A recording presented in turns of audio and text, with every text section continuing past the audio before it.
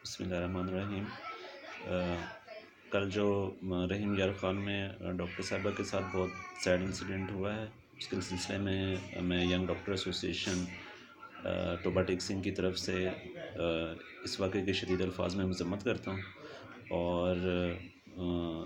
जो भी वो दरिंदा सिफ्त लोग हैं उनके ख़िलाफ़ सख्त कार्रवाई की गुजारिश करते हैं हम लोग अरबाब इख्तियार से, और ख़ास तौर पे एडमिनिस्ट्रेशन और प्रिंसिपल के ख़िलाफ़ भी सख्त कार्रवाई की जाए जो कि टाल मटोल का मुज़ाहरा कर रहे हैं कि एक डॉक्टर जो कि अपने घर बार को छोड़ के वहाँ पे ड्यूटी कर रहा है और ड्यूटी करते हुए भी वो सिक्योर नहीं है, तो फिर क्रीम ऑफ नेशन को ऐसे ज़ाया करने की क्या ज़रूरत है, डॉक्टर बनाने ही छोड़ दें। तो हमारा स्टांस यही है कि उन लोगों के ख़िलाफ़ कार्रवाई की जाए और नेक्स्ट हमारा जो भी प्लान होगा हम मीडिया के थ्रू कम्युनिकेट करते रहेंगे, चाहे हमें स्ट्राइक्स करनी पड़े या हमें सड़कों पे आना पड़ा, उसका ऐलान हम बाद में करेंगे। शुक्रिया।